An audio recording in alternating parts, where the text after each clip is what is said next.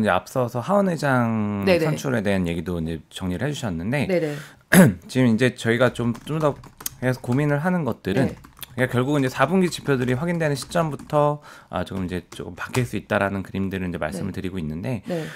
지금 뭐 그 중에 하나는 사실 이제 그 하원 의장 관련한 부분이 또 같이 연결해서 말씀드리면 이게 저희가 11월 17일이 아시겠지만 이제 그 많이 이제 다루셨겠지만 임시 예산안 지금 처리했던 것들 네. 이게 이제 11월 17일을 기점으로 해가지고 네. 이제 새로 이렇게 본 예산안이 처리가 되어야 되는 어떻게 보면 기한으로 좀 보실 수 있겠죠. 네. 그래서 11월 17일이 이제 그런 기한을 가지고 있는데 네. 이게 보면은 제가 이제 또 그 제 블룸버그에서 기사에서 그림 하나 좀 따가지고 이제 준비를 해왔는데요. 네. 그 하원 의장의 지금 성향을 조금 이제 분석한 그 블룸버그에서 좀 기사를 통해서 좀 올려주신 게 있더라고요. 그래서 네네. 제가 이제 원래 조금 이제 빌려왔습니다. 네네. 말씀 안 드렸지만. 네. 그래서 여기 보시면은 이게 지금 하원 의장 기존에 이제 과거 하원 의장들의 성향들을 비교해 놓은 차트 그림인데 이게 보시면은 그 마이크 존슨 같은 경우, 그러니까 친 트럼프 성향을 가지고 있는 이 마이크 오른쪽은요. 예, 그 약간 좀 지금 최근에 후보 중에서는 이제 약간 중간 성격이 있었는데 네. 지금 공화당 내에서 강경파의 성향이 좀 워낙에 지금 그 네. 힘이 세져 있다 보니까 그 과거의 분들이랑 비교하면은 그래도 약간 보수적인 이런 분입니다. 그렇게 그리고 이게 메카시도 사실 케빈 메카시도 굉장히 맞습니다. 예. 오른쪽이었는데도 불구하고 네. 이 지금 새로 선출된 사람에 비해서는 그래도 좀 약간 중도. 네, 맞습니다. 예. 네, 이분들을 뭐 비교하면은 사실 되게 굉장히 좀 가깝게 말씀을 드리면은 네. 결국 재정 지출에 대한 이슈가 네. 조금 여기서 커질 수밖에 없지 네. 않나라고 보고 있고요. 뭐 아시겠지만은 지금 고강당 강경파들 같은 경우는 사실 뭐 우크라이나 지원에 대한 부분도 굉장히 좀 축소를 많이 하기를 네. 원하고 있고 네. 그리고 사실 뭐 의료라던가 뭐 교육 쪽에서의 그 바이든 정부가 계속적으로 지원하는 정책에 대해서 계속 반기를 좀 많이 들고 있습니다. 네. 그래서 그런 예산들이 빠지기 시작하면은 사실 지금 재정 적자에 대해서 지금 굉장히 얘기들이 많이 나오고 네. 있거든요. 미국이 지금 재정 적자에 대한 그 우려가 좀 굉장히 커져 있고 이 부분들이 사실 뭐 7월 뭐 피치 신용 등급 강등시키고 무디스 경고하고 이런 그림들로 계속 네. 연결이 됐던 거기 때문에 네. 그리고 이게 결국은 사실 미국이 지금 단기 국채를 워낙에 많이 찍어놨기 때문에 이제는 조금 이제 이표채들, 그러니까 뭐 중장기 저희 10년 뭐 대표하는 10년 금리 국채로 대표하는 이표채들의 발행을 통해 가지고 재정을 충당할 거다 이런 뭐 얘기들이 나오면서 이 금리가 10년물부터 확 튀어버렸던 거기 때문에 지금 이런 그림들에 대해서 이 재정 지출이 축소되는 약간 좀 노이즈를 생기게 되면은 거기서 조금 이제 안정될 가능성도 제가 좀 11월 달에 좀 생각해 볼 수 있는 이슈가 있고요. 그리고 실제로 지금 최근에 그림들을 보면은 이 재무부 쪽에서도 조금 이런 부분들 경계는 하는 움직임들이 나오긴 합니다. 지금 어쨌든 심리가 확실하게 좀 쏠려 있고 명확한 시그널들이 안 나오고 있기 때문에 금리가 변동성이 계속 커져 있고 숏 쪽으로 그게 매도 올라가는 쪽으로 많이 쏠려 있는 부분들이 심리가 있는데 국채 발행 계획이랑 지금 실제 발행되는 10월달 그 데이터들을 보면은 지금 8월달, 그러니까 8월달에 8, 9, 10월 거 국채 발행 계획을 발표를 했었는데 재무부 같은 경우 2천억 달러 정도를 10월달에 발행할 거다 얘기를 했었는데 이게 지금 보면은 만기 돌아오는 게 10월달에 1,783억 달러 정도 되기 때문에 약간 200억 달러 넘게 늘어나는 거였거든요. 그러면 사실 물량 부담이 더 커지는 부분이기 때문에 지금 그 채권 시장에 조금 이제 부정적인 요인으로 작용을 했는데 지금 발행되는 것들을 보면은 한 1,200달러가 좀 안 될 가능성이 좀 있습니다. 그래서 이게 지금 재무부도 보면은 결국은 이게 중장기 금리가 확 튀어가는 것들, 발행이 늘어나면서 수급 쪽이 조금 불안해하는 것들에 대해서 조금 이제 경계를 좀 하고 있는 것들이 아닌가 일단 저희가 좀 추정을 하고 있고 다음 주 되면은 11월 초에 되면은 11월, 12월, 1월 달에 3개월짜리 이제 국채 발행 계획이 또 나올 겁니다. 요 그림들을 통해서 그런 것들이 좀 더 명확하게지는지 이런 것들 저희가 좀 확인할 필요는 있을 것 같은데 지금 발행하는 추이들을 보면은 조금 생각했던 것보다는 좀 줄어들 수도 있지 않나 이런 부분들 좀 저희가 좀 예상을 좀 하고는 있습니다. 조심스럽게. 바이든 대통령이 이스라엘 가가지고 우크라이나랑 이스라엘에 우리나라 예산의 한 5분의 1인가? 제가 좀 정확한 숫자는 기억이 나지 않는데 진짜 또 엄청난 규모의 국채를 발행해야 하는 재정 지출 계획을 깜짝 발표를 하고 그걸 의회에 제출하겠다고 얘기를 했었거든요. 근데 이렇게 돈 쓰는 것에 대해서 굉장히 엄격한 사람이 하원 의장으로 선출이 되면 사실 바이든 대통령이 애초에 생각한 그런 우크라이나랑 이스라엘 돕는 데만 뭐 한국 GDP의 뭐 몇 분의 1이나 되는 엄청난 돈을 쓰겠다고 하는 그 계획에는 제동이 걸릴 가능성이 되게 높은 거잖아요. 네, 저 지난주에 이제 바이든 대통령이 얘기했던 게 네. 1,050억 달러의 1,050억 예산을 네. 얘기를 했고요. 네네. 이거를 뭐 사실 하원 의장이 선출이 안 된다고 하더라도 약간 임시로 좀 권한을 부여해가지고 처리하겠다는 얘기가 있었는데 네. 사실 그 부분들은 조금 이제 브레이크가 걸릴 가능성들이 좀 있지 않나 생각합니다.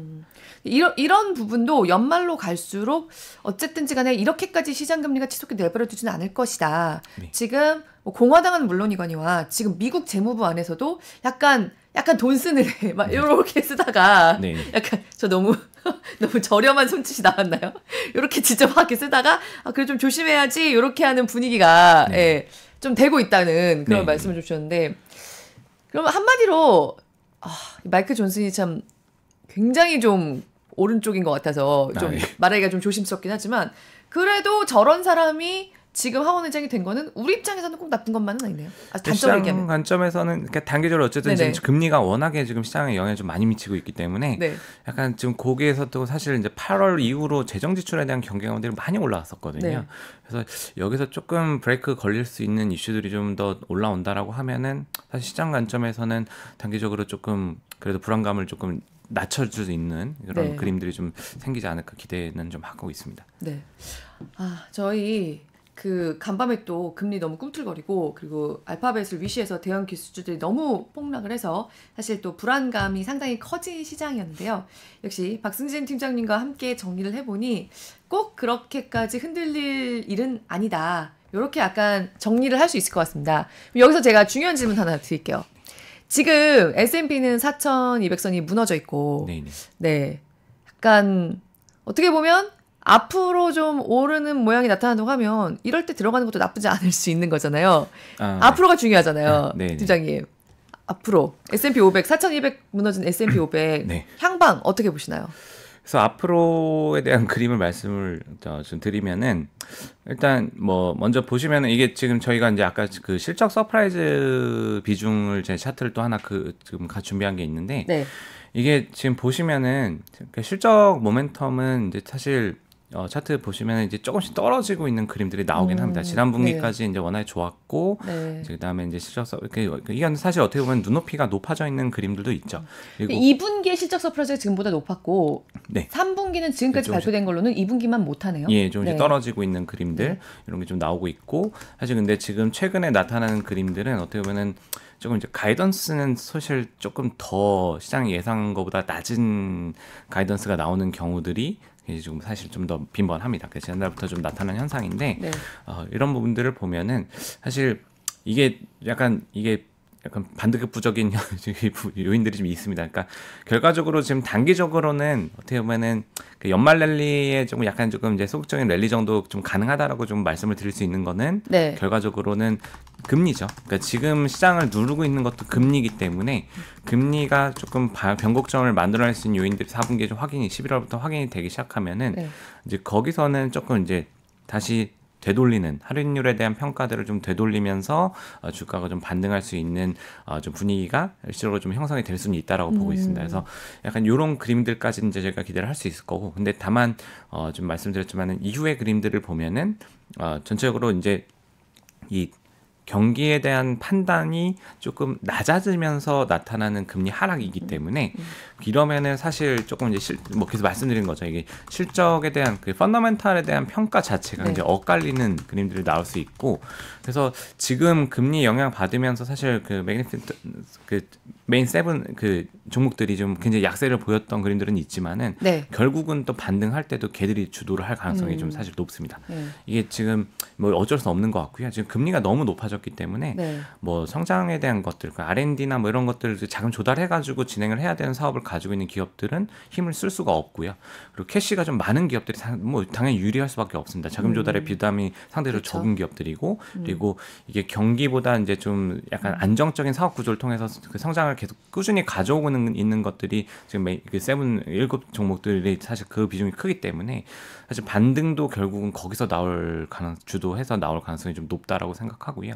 그거 아니면은 사실 지금 약간 조금 더 긴 텀까지 보면은 약간 캐시를 좀 주는 기업들, 네. 그러니까 배당이 좀 주거나 괜찮은, 예, 그런 기업들을 통해서 그러니까 그들은 그런 기업들 같은 경우는 사실 투자를 하는 거에 아니고 지금 사실 이미 사업이 좀 안정적으로 가고 있기 때문에 배당을 많이 하는 기업들이기 때문에 주가에 대한 그 눈높이는 어차피 지금 되게 높일 수는 없거든요. 사실 지금 상황에서는. 네. 그리고 연준이 원하는 것도 결국 말씀드리지만은 연준이 원하는 것도 결국은 경기를 슬로우 시키는 데 목적이 있다고 봐야 됩니다. 이거는.